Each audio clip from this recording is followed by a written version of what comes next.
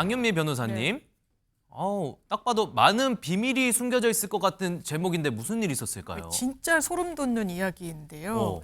일단 20대 딸을 가진 부모에게 발생했던 일입니다. 어느 날 이 지난해 4월로 이 사건은 거슬러 올라가는데 네. 전화 한 통을 받은 거예요.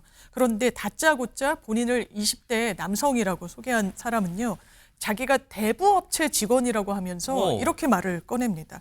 나 대부업체 직원인데 당신 딸이 지금 돈을 많이 빌렸다. 이 돈 제대로 안 갚으면 경찰 조사 받을 줄 알아. 이렇게 협박 아닌 협박을 한 겁니다. 김현주 평론가님, 일단 대부업체 직원이면 무섭잖아요. 여자친구 부모님이 굉장히 놀라셨겠어요. 그렇죠. 당연히 그럴 수밖에 없습니다. 이 남성이 협박을 한 것에 이제 드디어 부모님이 나서게 되는 거죠. 네. 견디다 못해서 나서게 된 건데 상당히 겁도 먹은 것이 아닌가라는 생각이 듭니다. 그 이후에 어떤 일이 벌어졌는가? 무려 39차례에 걸쳐서요. 이 해당 남성에게 2억하고도 107만 원을 보내게 어이구, 2억. 됩니다. 여기 김문성 기자님, 2억이나 지금 보냈어요, 일단. 근데 반전이 생겼다고요? 네, 그렇습니다. 이 남성의 정체가 반전이었습니다. 이 남성은요, 대부업체 직원이 아니라 딸의 남자친구였습니다. 네? 사실 여기까지만 봐도 정말 피가 거꾸로 솟는 일이잖아요. 헛것이죠. 그런데 이 두 사람의 폐륜 행각이 여기서 끝나지 않았습니다. 모든 사실을 알게 된 여사친구의 부모가 이를 경찰에 신고를 합니다. 그랬더니 두 사람은 또다시 공모를 해서 부모를 협박하기에 이릅니다. 네? 나를 신고한다면서요. 인생 종치게 해드리겠어요. 라고 여성의 부모를 협박한 겁니다. 안진용 기자님. 딴 건 모르겠고 일단 사랑하는 여자친구 부모님이잖아요. 네. 이럴 수가 있나요? 자, 이건 정말 피는 물보다 진하다는 말이 있는데 이건 피 끓는 분노를 치밀게 진짜로, 만드는데요. 예. 자, 중요한 거. 이 남성의 협박 대사는 여자친구의 부모님에서 그치지 않았습니다.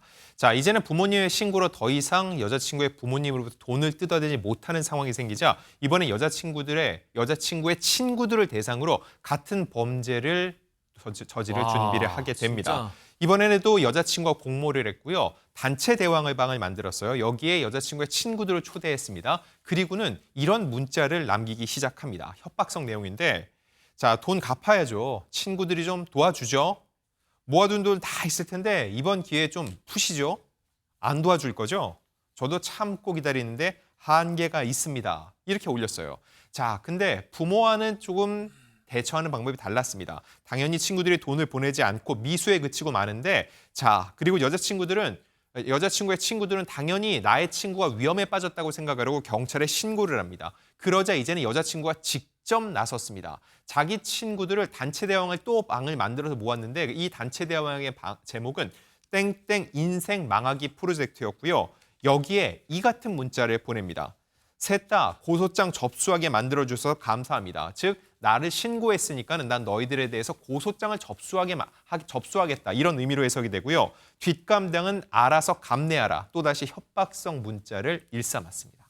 최진봉 교수님, 정말 믿기도 어려울 뿐더러 화가 자꾸만 치솟습니다. 뭐 하는 짓이에요, 저게? 그러니까요. 이게 사람입니까 대체? 사람이라면 이런 행동 못 하잖아요. 네. 이 사람 하는 행동을 보면요. 한두 번이 아닌 것 같처럼 느껴지지 않습니까? 실제로 이 20대 남성 과거가 정말 화려합니다. 남성은요. 공갈죄 등으로 2016년, 2021년에 각각 징역 1년, 3년을 선고받고 복역한 바가 있습니다. 그리고 이번에 체포된 이후에도요. 구속 전 영장실질심사에서 난동을 부렸다고 합니다. 자신을 변호하는 국선 변호사가 말을 잘 들어주지 않는다는 취지로 욕설을 하기도 했고요. 변호사한테. 또 판사로부터 무례한 행동을 하지 말라는 취지의 지적을 받게 되자 난동을 부리며 피의자 대기실 화장실 유리창을 부수기도 했다고 합니다. 그야말로 아나무인, 인간답지 않은 인간이다 이런 생각이 듭니다. 장현미 변호사님, 네. 지금 안 한 짓이 없어요, 안 한 짓이. 맞습니다. 이거 당연히 가볍게 넘어가면 안 되겠죠. 그러니까요. 이게 여자친구의 부모님 그리고 여자친구의 지인들, 친구들을 협박한 거 아닙니까? 대단히 죄책이 무겁다고 볼 수밖에 없고요. 재판부는 이 같은 범행을 저지른 20대 남성 그리고 공모했던 그 20대 여성에게 이런 판결을 내렸습니다. 교제하는 사람의 가족 친구들을 공갈, 협박하는 범행을 저지른 건 그 죄값이 상당히 무겁다. 또 피해자들의 피해를 회복시키지도 않았다. 다만 범행을 인정하고 있는 점 등을 고려한다라고 이 20대 남성에 대해서는 판단을 내렸고요. 20대 여성에 대해서도 부모인 피해자들이 처벌을 원하고 있지 않고 이 사건 이전에 형사처벌을 받은 전력이 없고 이런 점을 형량에 참작한다라고 판시를 했는데요. 그래서 남성에게 내려졌던 형은 징역 6년의 중형이었고요. 20대 여성 징역 1년 6개월에 집행유예 3년이 선고됐습니다.